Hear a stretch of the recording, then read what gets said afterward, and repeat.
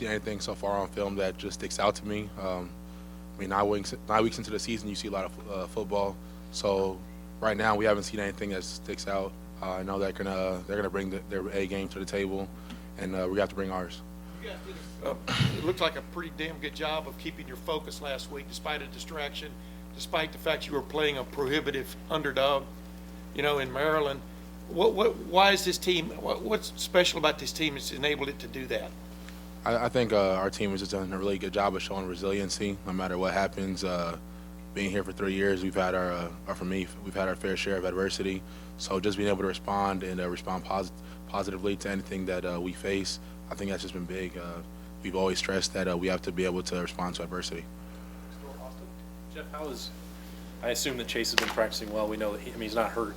What has he been, like to be around while he's dealt with this situation? I think he's done a great job of being a really great leader to the defense, and especially those younger defensive ends like Tyreek, Zach, and Javante.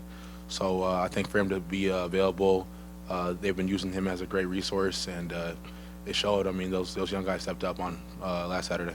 How much does that help you? I mean, you're obviously working in the secondary, but so much of I've heard from Coach Hafley that the pass rush helps the secondary. When you have Zach and Tyreek jumping in there, getting their first starts, do you notice that? I mean, are you seeing that they're having that same kind of impact? Definitely. I think it goes hand in hand. Just having a great D-line always helps the secondary. And I think for them, more importantly, it just showed them what they're able to do. Like, they don't have to rely on Chase to be able to make plays. Like, they went out there and showed that they can make plays on their own. And I think that's just really commendable. Okay, he was just asking about the D-line, and you've got 3 senior defensive tackles kind of right in the middle of that. What sort of impact do they have throughout the whole defense in terms of, I guess, leadership or that sort of thing?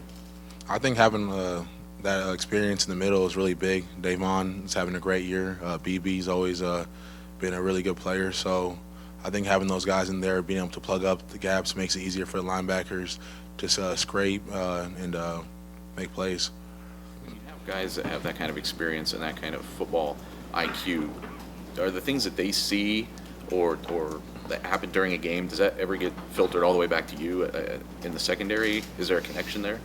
I don't know how much it applies to us, but I think when you can get interior pressure, it's really hard for quarterbacks to make accurate throws. So I think it actually everything does tie in together. It's having interior pressure, having an edge rush presence.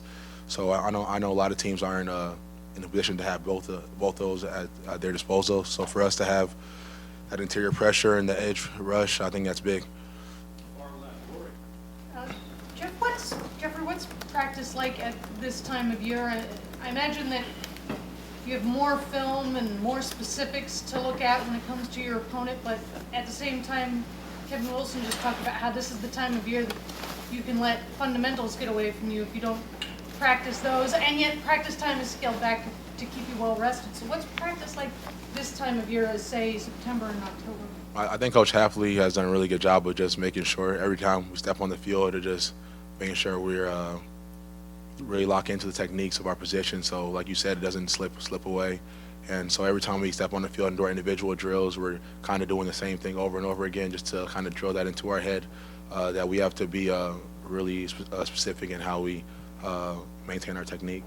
We've heard a lot of members of the offense talk about how they're not playing up to their potential yet. We just haven't seen their ceiling. Is the same thing true of the defense? And if so, what are you capable of? I think actually I don't know that we're necessarily in a position to say that we have been playing to our potential. I think that we've done a really good job playing defense this year. I think that obviously there's always things that we can improve on, but to this point, I think that we've really kind of displayed the growth from last year. We'll go back to the front row here. Jeff, you cover Garrett Wilson in practice, I'm sure, on a regular basis. What stands out about him, and how much better can he be? I think what stands out about Garrett is his ball skills. I mean, since I've been here, I haven't seen anyone that kind of possesses those ball skills, and how natural he's able to locate the ball, high point the ball. So I think that just if you look at it, with another offseason with Coach Mick and then Coach Hartline, and as he starts to, I guess, mature as a player, he can just only get so much better. And even right now, I mean, Coach Hafley and me are always talking like this guy's going to be special. Kevin Wilson talked about about the work ethic, and when a guy comes in as talented as he is, just like you were as a five-star guy, it takes a while to realize, I've really got to work hard. Where's Garrett on that spectrum? I think Garrett works hard. A lot of the things that he does right now comes natural to him. So I think as the guys, kind of the older guys, branch off and leave Ohio State, he's gonna kind of realize that he has to, with the talent that he has, he's gonna be more in a leadership role, and guys are gonna look up to him. And then when he starts realizing that, you're gonna see him just keep maturing, and he's gonna keep becoming a better of a player. Jeff, your coverage has been good enough lately where teams are only throwing at you a couple times a game, if that. What is it like as a player where you're spending most of your time when they're not throwing you the ball? I mean, selfishly, it's kind of frustrating because you want to be able to kind of be more involved in the game. But then I guess when you think about the grand scheme of things and what it does to offensive coordinators and how it limits their play calling, you kind of just have to, I guess, buy into that. And for me, it's kind of about just playing good technique every single snap and lock into my assignment and being detailed. Don't make sure that I do my job and don't try to do someone else's job. When you watch film, how do you kind of evaluate yourself and know you're doing a good job if you're not throwing the ball your way? Like I said, I think my biggest thing is just technique. If I'm playing good technique, then I feel like if they won't throw the ball away regardless. So I kind of just have to be really critical of my technique and make sure that my technique is on point. Third row, man. Jeff, what is it that you think Devon Hamilton specifically has brought to this defense, being a fifth-year guy and the way he stepped up that defensive tackle spot this year? I think what stood out to me is I think his leadership. My first couple years here, I didn't really hear him talk, but now I always hear him be more of a vocal guy, which lets me know he's more confident in the way he's been playing. So I think that having Devon more confident, more vocal, it's been really big on those on that D-line, especially with Chase going down. Yeah, I mean, how big is that you know that, okay, Chase goes down and Jonathan Cooper can't play, but we still have a guy like Devon who can step up and be that leader for us up front? That's big because it just it kind of helps tie everything into place. The D-line has someone who's vocal, backers have someone who's vocal, and secondary we have guys that'll talk. So when you have guys that can step up for every single unit and be vocal, I mean, it makes it easier for guys to follow. Jeff, I like that sweatshirt. What does that message mean to you?